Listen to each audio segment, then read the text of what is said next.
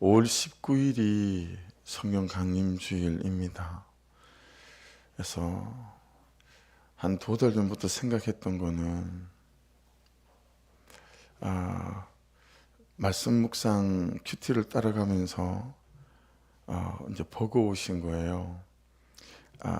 들리고 또 깨닫고 알아듣겠는데 여전히 성품이 그대로고 말하는 방식이 그대로고 시간을 쓰는 것들이 재정을 쓰는 것들이 시선을 처리하는 것들이 여전히 그대로인 게 이제 괴로운 거죠.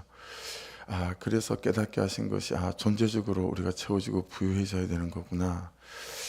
그래서 성령 강림주일에 대한 소망이 갈망이 되게 많이 있어요. 그래서 처음 생각은 한 20일 전부터 21명을 한 사람이 하루씩 금식하며 온 공동체 안에 성령 강림주일 기점으로 정말 심령마다 성령의 놀라운 기름 부심이 있는 그런 성령 강림주일을 준비해야 되겠다. 개인적인 그런 게 있었어요. 근데 이게 지금 성진이 때문에 릴레이 금식을 벌써 2번에 걸쳐서 하고 있고 그래서 굉장히 피로도가 있을 것 같고 그래서 미리 준비하시라고요. 한 주 동안 성령 강림주일 19일이니까 그 한 주 동안은 정말 사모함으로 좀 기도하고 간구해서 온 공동체 안 위치부대로 하던 대로 그렇게 성령 강림주일에 맞춰서 성령의 세례와 성령의 충만한 역사가 우리의 심령 가운데 임해지는 그런 간절함으로 계속. 그래서 여러분 아시지 모르겠으나 새벽 예배 끝난 뒤에도 계속 어느 때라도 주일 찬양 콘티에도 한 주도 요즘 빠뜨리지 않고 성령님에 대한 찬양을 계속 하고 있어요. 그래서 그런 사모함으로 계속 좀 기도하셨으면 좋겠다 싶어서 미리 좀 말씀을 여러분들에게 새벽을 깨우는 분들에게 말씀을 드립니다.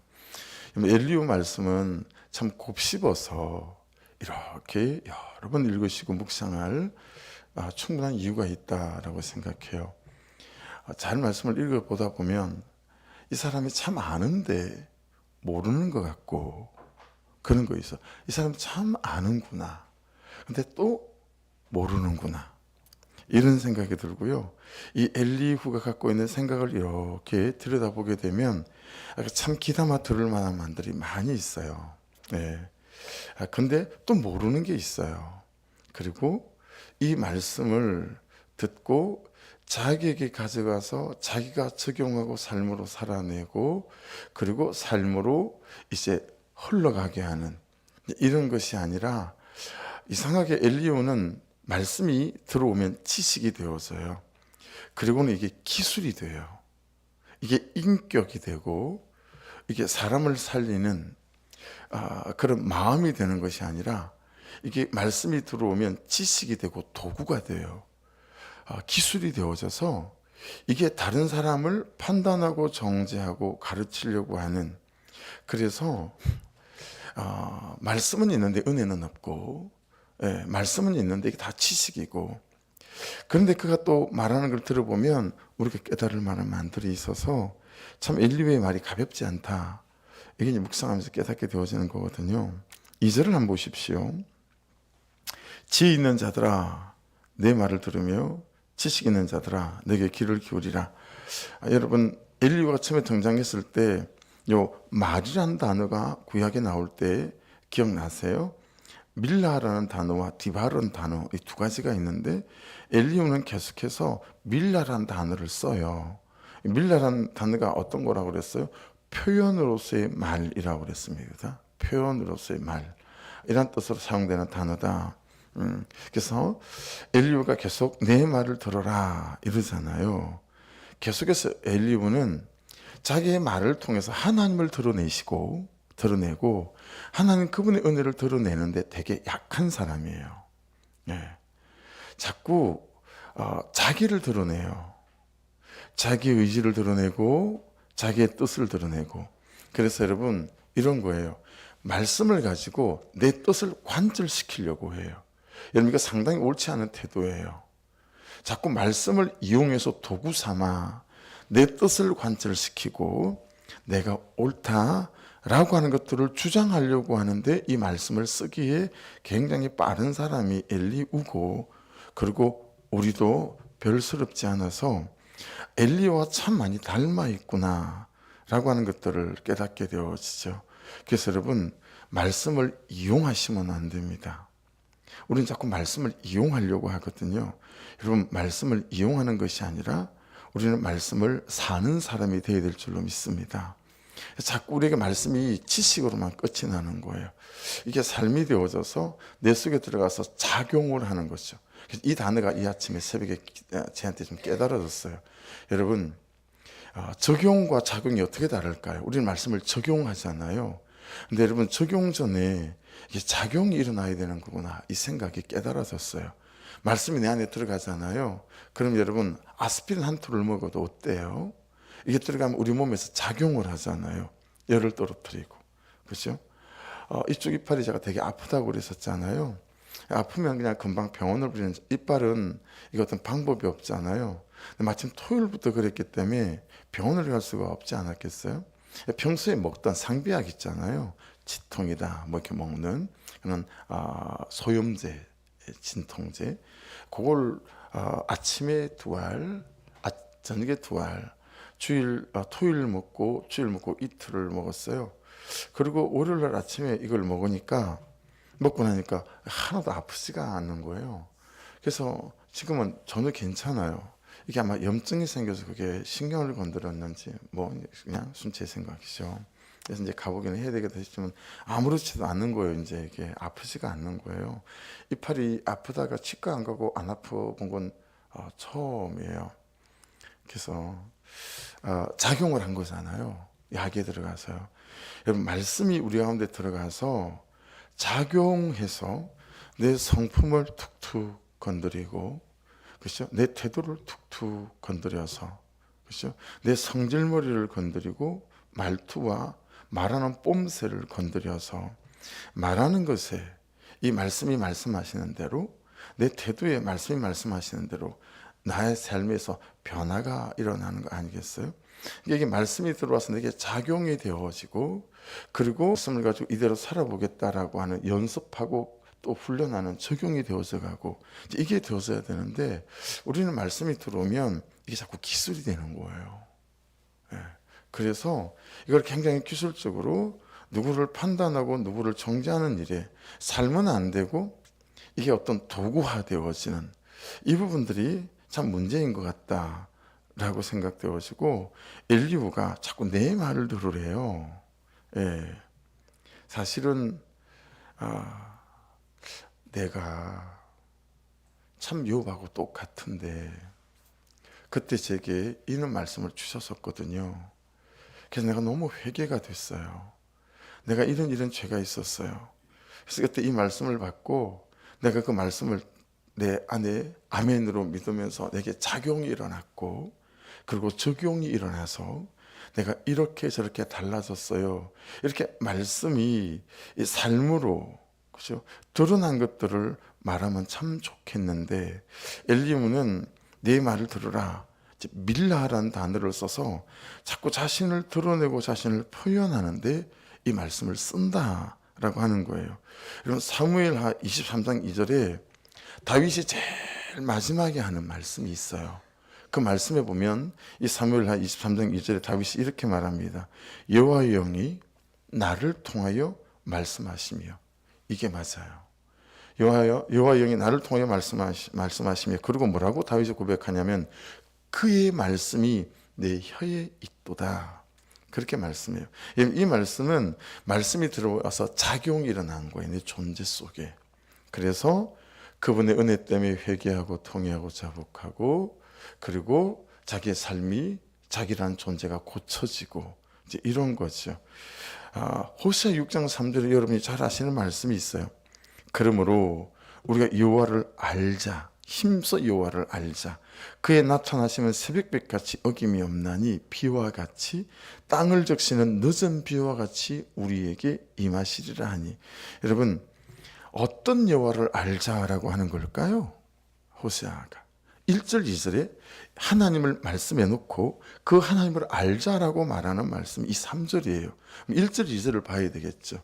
호세아가 말씀하시는 여호와를 알자라고 하는 이 하나님이세요. 들어보세요. 오라, 우리가 여호와께로 돌아가자.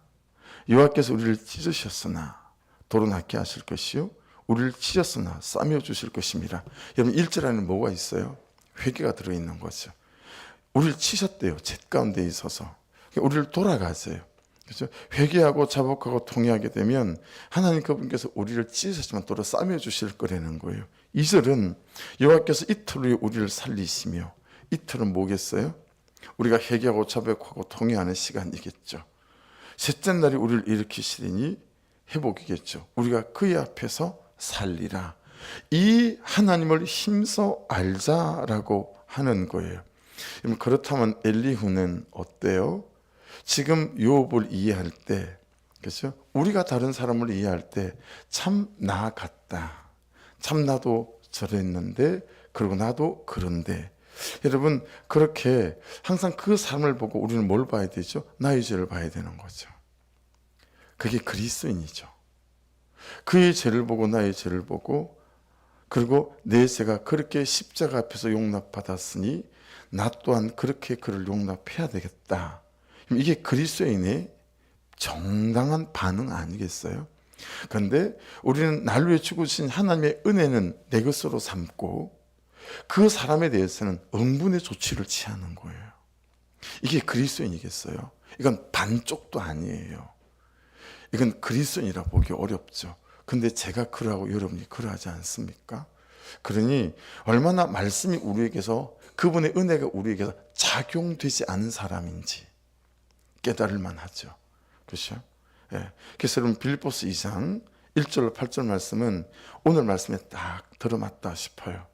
그러므로 그리스도 안에 무슨 권면이나 무슨 위로나 무슨 성령의 무슨 교제나 긍휼이나 자비가 있거든. 이게 무슨 말이냐면 한 사람을 보니까 너무 말해주고 싶은 거예요. 틀렸다고, 잘못됐다고, 너무 충고해주고 싶고 너무 직언을 하고 싶은 거예요. 여러분 그럴 때 뭘 생각해야 되냐면 2절 마음을 같이 하여 내가 당신하고 똑같은 죄인입니다. 그리 내가 잘나서 말하는 게 아니라 그냥 내가 똑같은 거는 죄들로 내가 겪었던, 그렇죠? 내 죄피를 고백하고, 그렇죠? 그리고 나의 전공 과목을 고백하고. 여러분 어떠세요? 남편하고 아내하고 자녀에게 얘기할 때 여러분의 죄피를 먼저 오픈하고 여러분의 전공 과목을 먼저 오픈하면서 내가 참 이렇게 엄난했었어요. 그리고 내가 참 이렇게 교만했던 사람이었었어요. 여러분 그 당신보다 내가 훨씬 못한 사람이요 라고 하는 것을 먼저 얘기해 보신 적이 있으세요? 그래서 처음 믿는 사람이 들어왔을 때 여러분 낯설 수도 있겠으나 목장 안에서 새로운 새 식구가 들어왔을 때, 목장이 새로 편성돼 새로 시작할 때 여러분 죄표를 얘기하는 것과 내 전공 과목을 말하고 시작하는 것들은 참 괜찮다 싶습니다. 마음을 같이 하여 같은 사랑을 가지고. 무슨 얘기예요?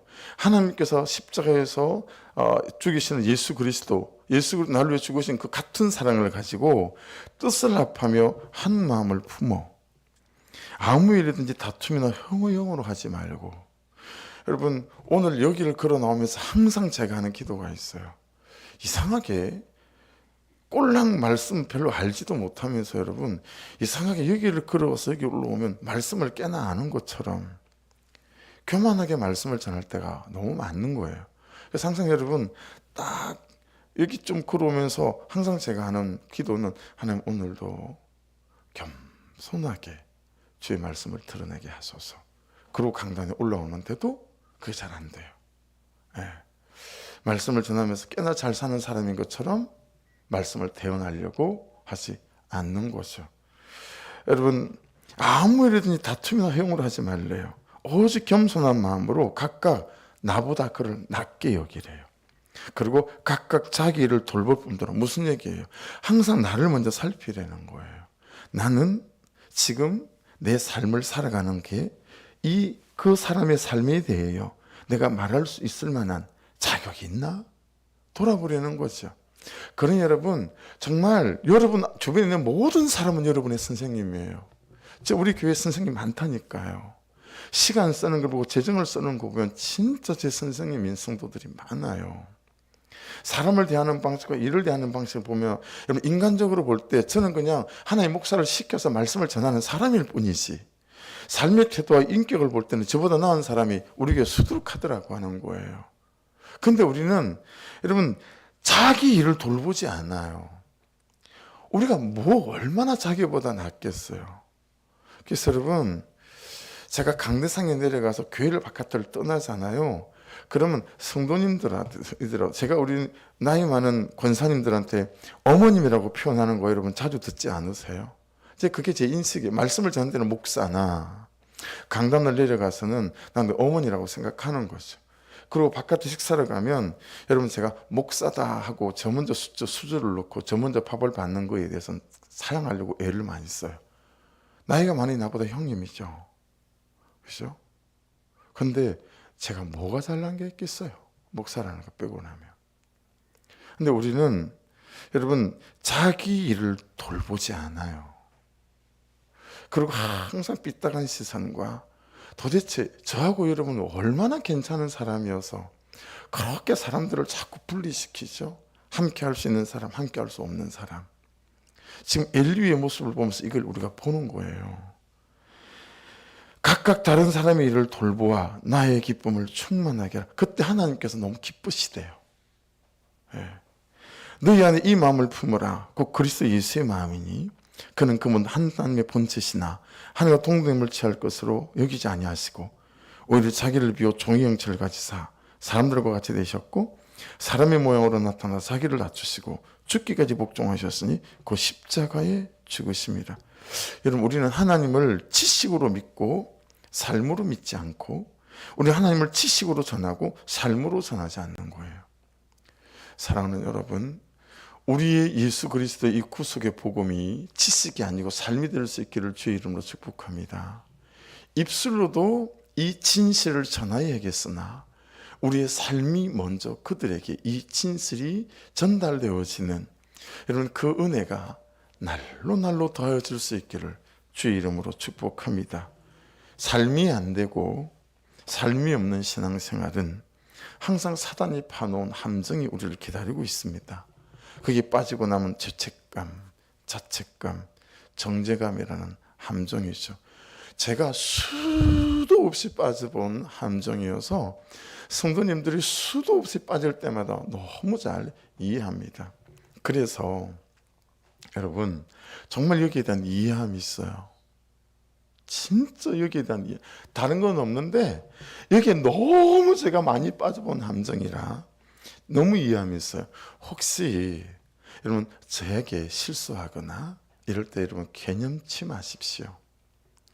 여러분 그 죄책감 때문에 어려워하지 마시고 하나님 앞에서 여러분 나아가셔서 그분이 주시는 용서와 그분이 주시는 은혜로 회복될 수 있기를 주의 이름으로 축복합니다. 그 죄책감 또한 인본주의이고 비진리예요. 여러분이 얼마나 괜찮아서 그 죄책감과 정죄감을 붙잡고 그렇게 괴로워하는 거죠? 이거 예수 그리스도의 십자가의 보혈을 무력화시키는 거예요. 여러분이 얼마나 괜찮으세요? 내가 얼마나 괜찮아서 내가 또 이랬네. 거기에 빠져서 호적거리고 이건 정말 여러분 교만의 극치예요. 예. 그게 꽤나 여러분이 괜찮은 것처럼 생각하시면 진짜 지극히 큰 오산이다 라고 하는 거예요. 하나님, 우리 그분처럼 말이에요. 하나님, 그분은 그렇게 고백해요. 이게 제 전공 과목이에요. 갑자기 그 책 이름이 생각이 안 나가지고 수도사가 이름이 생각이 안 나가지고 그 수도사는 하나님 이거 엎어지고 자빠진 게 전공 과목이에요. 저 그냥 원래 이런 인간이라는 거 하나님 아시죠? 그러면서 나아가는 거예요. 하나님 앞에. 그렇죠? 여러분 사단은 이 함정으로 우리를 정죄하고 고통을 도구로 사용하죠. 하지만 말씀은 이때 여호와가 어떤 분인지 알아야 된다라고 하는 거예요. 그래서 여러분 마가복음 2장 17절 예수께서 들으시고 저희에게 이르시되 건강한 자에게는 의원이 쓸데없고 병든 자에게라야 쓸데있느니라.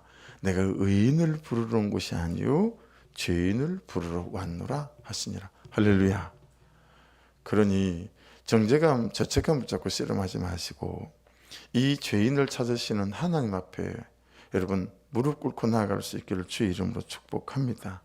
여러분 이 말씀을 하신 배경이 뭔지 아세요? 바리새인들하고 서기관들이 찾아와가지고 예수님한테 당신은 좀 괜찮은 사람하고 노소, 유유상종이라고 맨날 죄인들하고 창녀들하고 그냥 세리하고 어째 당신 노는 사람은 다 그는 사람들이요.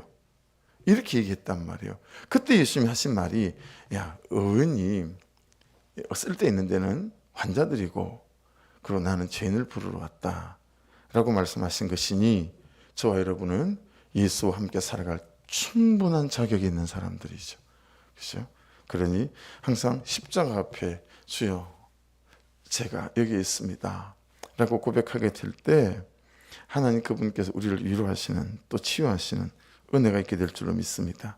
그러니까 여러분 엘리후에게 없는 것 그리고 오늘을 사는 우리에게도 없는 것 빌립보서 1장 오늘 5절에도 있죠. 5절에 보시면 제가 읽어드린 것 중에 너희 안에 이 마음을 품으라고 그리스도 예수의 마음이니 이게 없어요. 엘리후에게. 그리고 우리에게도 없죠. 그리고 여러분 또 빌립보서 1장 8절에 가면 예수 그리스도의 심장 내가 예수 그리스도의 심장으로 너희 무리를 얼마나 사모하는지 하나님이 내 증인이시니라. 예수 그리스도의 심장. 여러분 맨날 이거 닮아가려고 우리가 애를 써야 되겠죠. 어제는 9시 반에 교회를 나가서 오후 4시에 교회에 들어왔어요. 이제 신방을 서울까지 가느라고. 그냥 11시 이후에 통화만 하기로 했어요. 근데 안 만나려고 하니까 그냥 주소를 어떻게 알아가지고 사무실까지 찾아간 거죠. 너무 싸늘하고 냉랭하게 절대로 저를 그렇게 대하던 분이 아닌데 오지 말라는데 왜 왔냐고. 근데 참 은혜가 있어서 계속하면서 기도하지 않았겠어요, 그렇죠? 그렇게 말하는데도 또 기도하지 않았겠어요, 그렇죠? 그래서 한 3시간 넘게를 같이 있고 또 밥을 먹고 가라 그래서 같이 밥 먹고 그러면서 예전의 모습으로 싹 다 돌아오셨어요. 그래서 너무 감사했죠.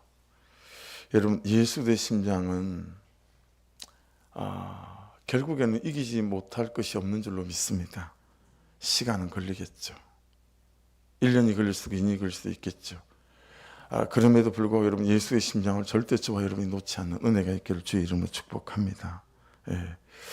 5절에서 9절 말씀을 보면 욥은 이렇게 말하더라. 내가 가만히 들어봤는데 이렇게 말하더라. 첫째 5절 내가 의로운 하나님이 내 의를 부인하셨고 둘째 6절 내가 정당함에도 거짓말쟁이라 하였고 하나님이 그랬다는 거 욥에게 셋째 6절 나는 허물이 없으나 화살로 상처를 입히시더라. 내가 옆에서 들어보니까 욥이 계속 그런 식으로 말하더라. 이런 거죠. 그러면서 여러분 엘리후가 하는 말이 뭐예요? 이게 사람이 할 말이냐? 이런 거죠. 그렇게 지금 욥을 정죄하는 거예요. 이게 그렇게 하나님의 은혜를 입어서 떵떵거리고 살던 사람이 도대체 할 수 있는 말이냐? 라고 하는 거죠. 그래서 욥에 대한 엘리후의 판단이 3가지가 또 나와요. 7절 욥이 비방이를 물 마시듯 하고 둘째 8절 악한 일을 하는 자들로 한패가 되어 악인과 함께 다니고 셋째 9절 이르기를 사람이 하나님을 기뻐하나 무익하다 하는구나. 야 하나님 내가 하나님을 막 기뻐하는 거 예배하는 거 이거 아무 쓸데없다. 욥이 막 그렇게 말하더라 라고 하는 것이죠. 여러분 엘리후가 생각하는 욥, 엘리후가 판단하는 욥, 엘리후가 정죄하는 욥은 있고 엘리후가 생각하는 엘리후, 엘리후가 판단하는 엘리후, 엘리후가 정죄하는 엘리후는 없고 저는 그렇게 묵상해야 되더라고요. 여러분 항상 그를 볼 때 나를 보고 그를 정죄하는 판단만 있고 나를 보는 판단은 없는 그런 사람이 되지 마시고요. 그를 보기 전에 나를 판단하는 그 판단이 있고 이게 되어지는 은혜로 이게 우리가 하고 있는 게 뭐죠? 내 죄를 보지 않으면 절대로 사람을 살릴 수 없고 사람을 세울 수 없고 사람이 돌아오게 할 수도 없음을 유념하셔서 여러분 나로부터 시작할 수 있기를 주의 이름으로 축복합니다. 큐티책 2번 적용 질문이 딱 맞아요. 보실래요? 큐티책 2번 적용 질문 두 번째 단락. 상대 연약함과 죄를 명쾌하게 지적하고 들춰내기보다 나도 그럴 수 있다는 생각으로 비판을 멈춰야 할 사람은 누굽니까? 적용해 보십시오. 내가 비판을 멈춰야 될 사람이 누군지 적용하셔서 오늘 그에 대한 비판을 멈추시고 여러분 나를 보는 나의 판단이 있고가 되시기를 주의 이름으로 축복합니다. 10절부터 마지막 이제 그 말씀을 보게 되어지게 되면 여러분 엘리후는요 공의의 하나님은 있어요.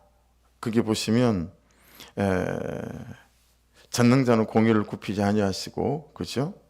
또 누가 땅을 그에게 맡겼느냐 누가 온 세상 그에게 맡겼느냐 그가 만일 뜻을 정하시고 그의 영과 목숨을 거두시는데 모든 죄가 다 함께 주는 삶이 흙으로 돌아가요. 모든 주권을 하나님 갖고 계신다 이런 말씀들 하잖아요. 그러니까 공의 하나님은 엘리후에게 분명해요. 근데 뭐가 없어 보이세요? 사랑의 하나님이 없어 보이시죠? 여러분 우리 하나님은 공의 하나님이라는 한쪽 날개와 사랑의 하나님이라는 한쪽 날개를 가지고 온 세상을 통치하시는 분이신 줄로 믿습니다. 그러니 이 엘리후의 말을 없이 여기시고 공의의 하나님은 없는 것처럼 생각하는 우리는 어떤가 봐야 되는 거예요. 우리는 오히려 공의 하나님이 없는 것 같지 않으세요? 우리는 공의 하나님이 없는 하나님인 것 생각해요. 그리고 맨날 사랑 은혜 타령만 하는 경우가 너무 많아요.